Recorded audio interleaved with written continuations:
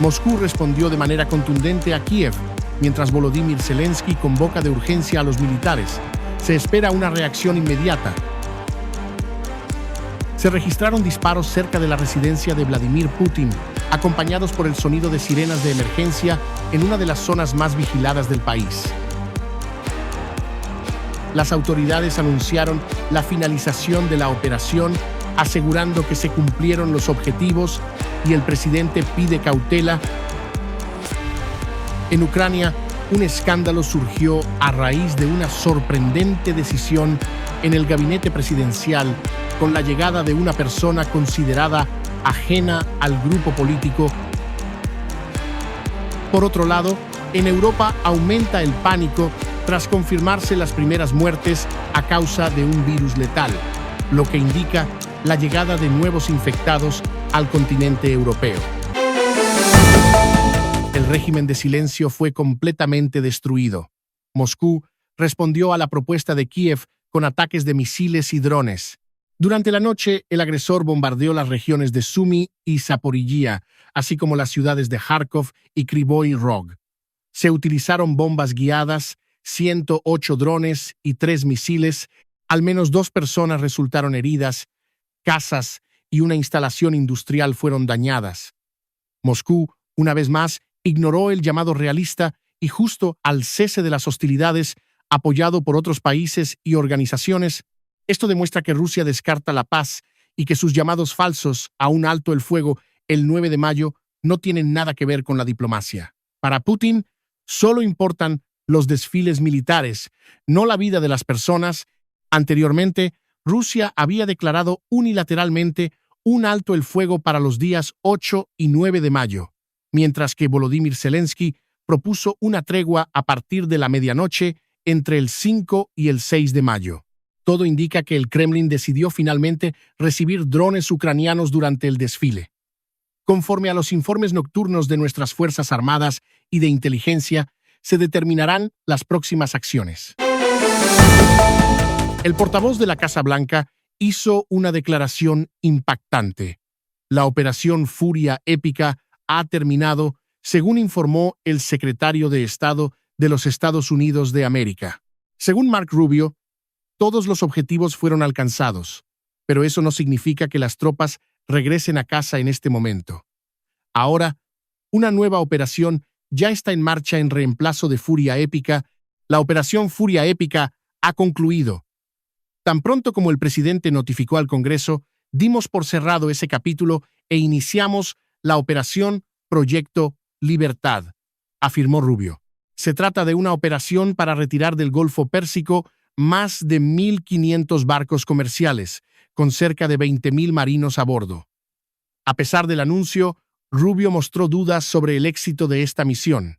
Por ahora, las posibles consecuencias a futuro siguen siendo inciertas. Queda entonces un interrogante sobre la operación anterior, ahora considerada concluida. ¿Fue realmente una furia épica o una debilidad épica? Las impresiones siguen abiertas.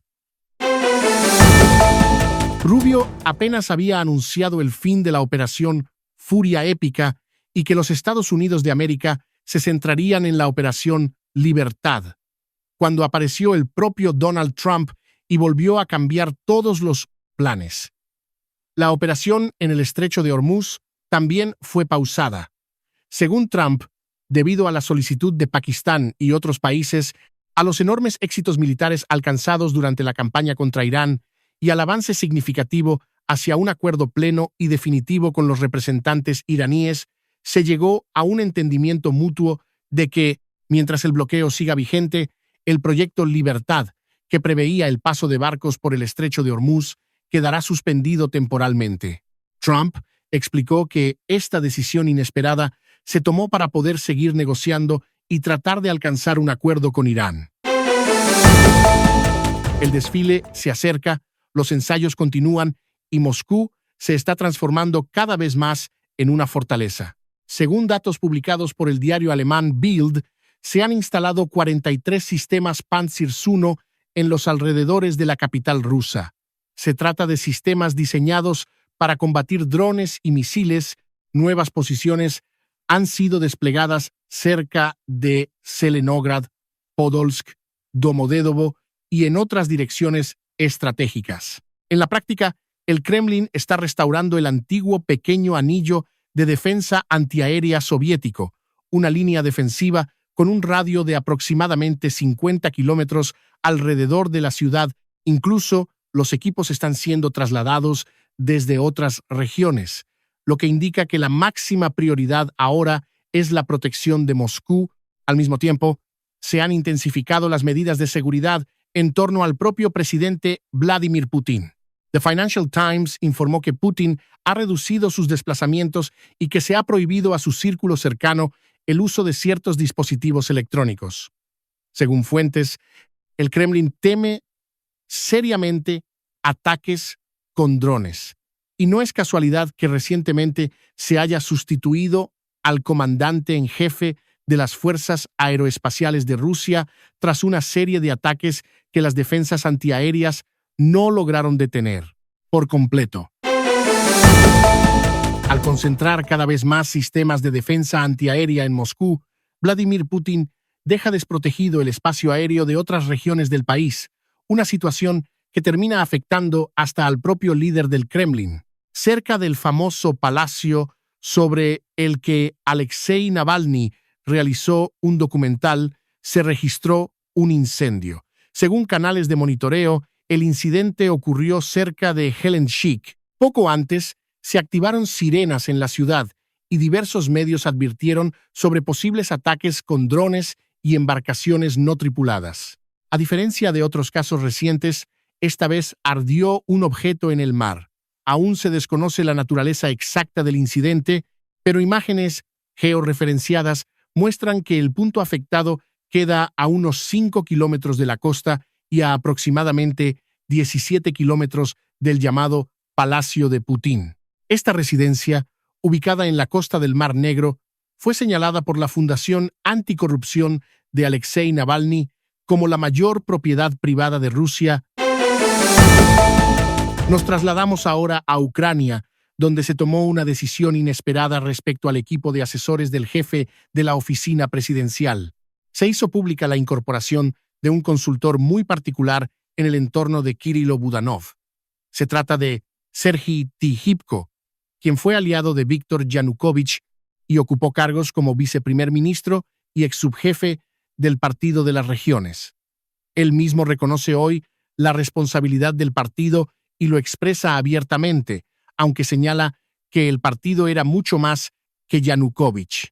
Figura controvertida, Tihipko dirigió la campaña de Yanukovych en las elecciones de 2004 y, en 2014, votó a favor de las denominadas leyes dictatoriales contra el movimiento del Maidán. Además, Tihipko figura entre los empresarios más ricos de Ucrania, según Forbes. Por ese motivo, el nombramiento como consultor resulta aún más llamativo en el contexto actual. Queda la cuestión: ¿por qué Budanov recurrió a una persona con este historial político? Una sorpresa más, aunque, entre comillas, los llamados héroes de la operación militar especial resultaron ser parte de una organización criminal en Sebastopol. Fueron arrestados integrantes del grupo conocido como Español, según informa el diario Kommersant. Entre los detenidos se encuentran antiguos y actuales miembros de esta unidad ultranacionalista rusa. La investigación señala tráfico ilegal de armas, municiones y explosivos en una escala considerada significativa. Las autoridades siguen buscando escondites y otros integrantes del grupo. El grupo español apareció en el año 2022, formado principalmente por hinchas radicales de fútbol y nacionalistas extremos rusos. La unidad fue disuelta a finales del año 2025.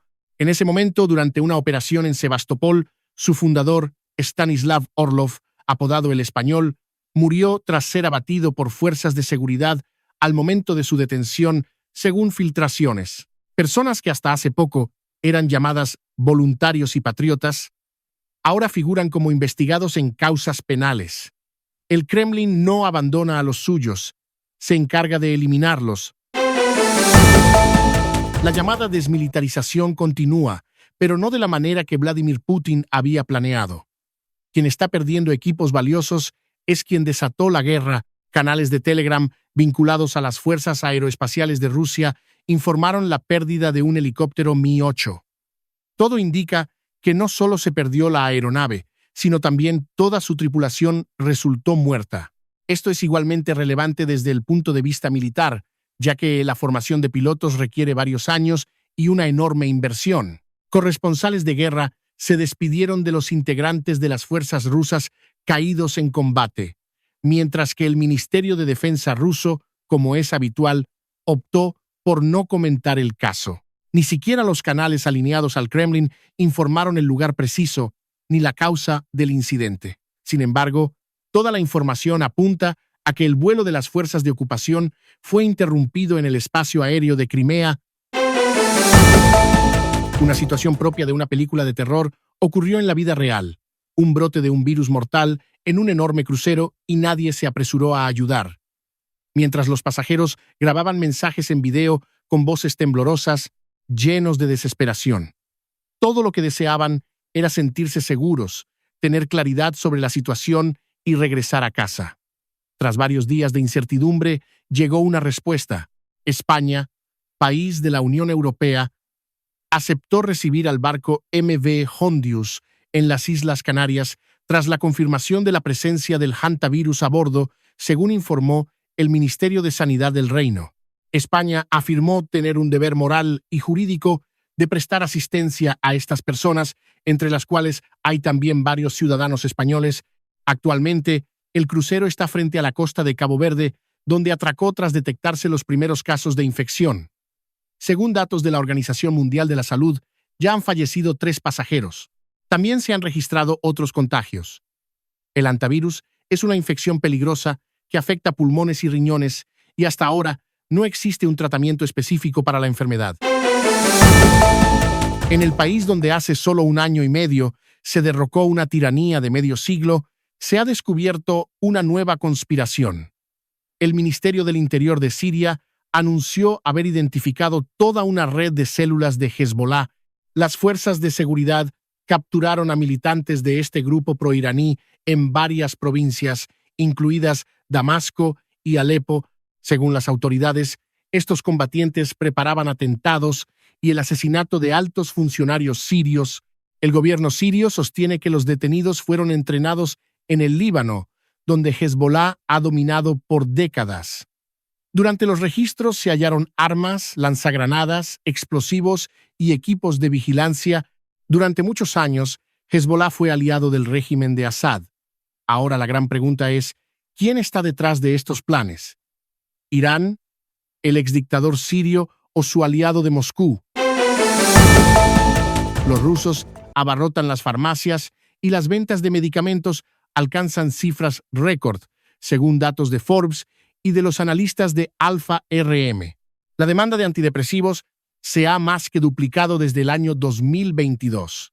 Solo en el primer trimestre de 2026, los rusos compraron casi 6,5 millones de cajas de estos medicamentos, un 22% más que en el mismo periodo del año anterior. También aumentan las ventas de tranquilizantes y otros fármacos contra la ansiedad. Los expertos asocian este crecimiento a 2 olas de estrés. Primero, la guerra y la movilización. Y ahora, los problemas económicos como consecuencia de estos hechos.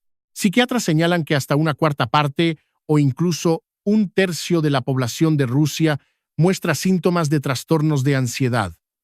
Abundan las quejas sobre insomnio, ataques de pánico y depresión. Si antes estos problemas se consideraban algo personal, las cifras muestran ahora que se trata de una condición que afecta a toda la sociedad. La necesidad de psicólogos se vuelve cada vez más evidente